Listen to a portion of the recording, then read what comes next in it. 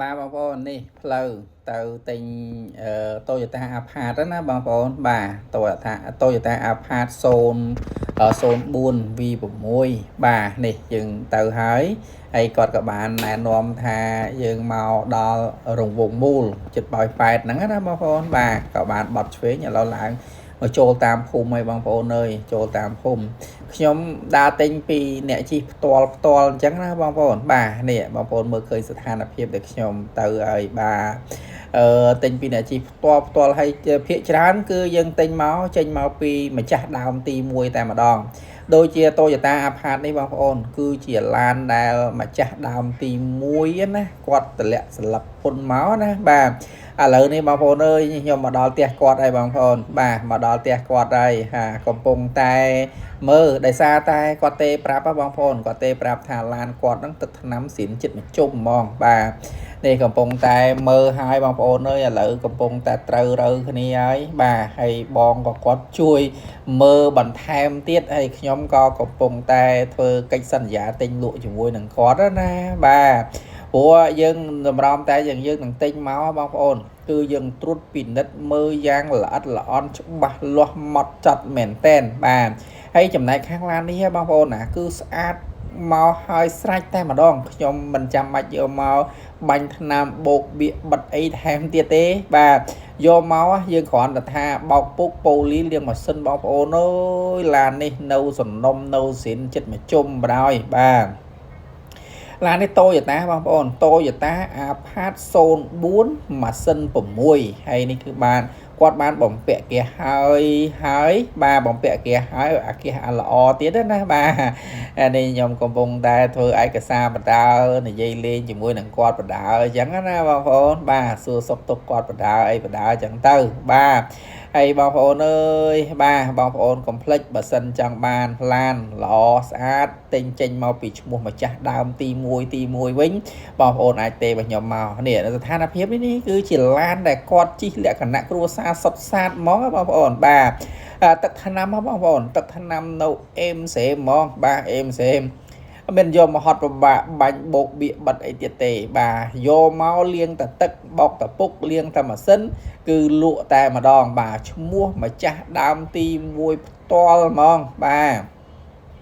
ហើយឯកសាររបស់គាត់បងប្អូនគឺខ្ញុំតម្រាំតែយើងសម្រេចចិត្តថានឹងយកមកណាបងប្អូនគឺយើងបានឆែកមើលត្រួតពិនិត្យមើលជាមួយនឹងមន្ទីរសាធារណការបាទទេ confirm ដើម្បីបញ្ជាក់ប្រាប់ថាឡាននេះអត់មានជាប់បន្ទុកបាទអត់មានចុះបន្ទុកចុះអីទេគឺនៅស្អាតជាលក្ខណៈ public សាធារណៈមានន័យថាយើងអាចកាត់ឈ្មោះបានបាទកាត់ឈ្មោះបដូរទៅខេត្តណាក៏បានដែរពោធិ៍សាត់បាត់ដំបងបន្ទាយមានជ័យបៃលិនកំពង់សំកោះកុងកំពតរតនគិរីមណ្ឌលគិរីអាស្រ័យលើបងប្អូនជាអតិថិជនដែលគាត់ចង់កាត់ឈ្មោះទៅបាទបងប្អូនឃើញហើយគាត់ធ្វើប្រផែថែ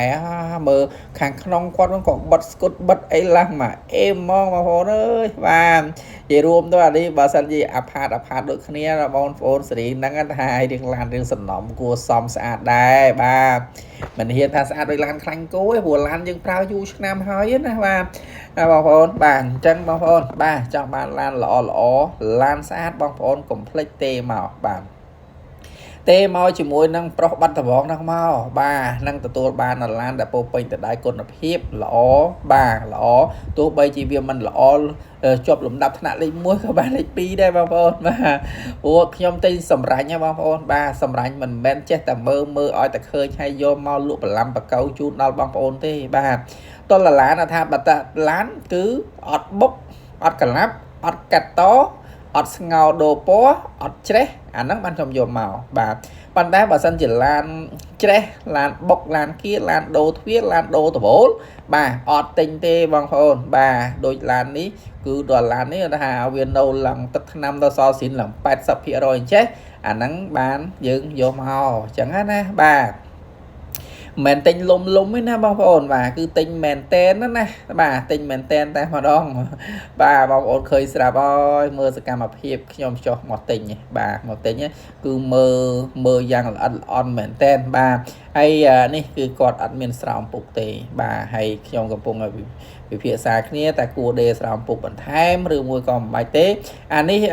full option ពេញទ្វារមែនទ្វារអូតូ3សន្លឹកតវូតគូតក្រោយ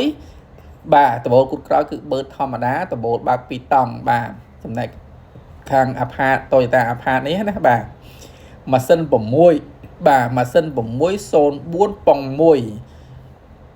hay tình yêu là bông môi mà rối phía rối mình men lanประเภท lan ปองปีโด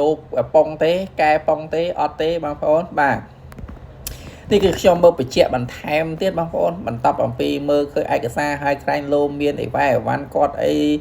សល់អីនៅត្រង់ហ្នឹងអីចឹងណាបាទពេលយកទៅគាត់ឲ្យយកមកទ្វារនៅដំណើរការមកអេមកឆ្ងាញ់ហ្មងបងប្អូនបាទបងប្អូនយកទៅគឺมันហត់ពិបាកនៅក្នុងការធ្វើអីធានា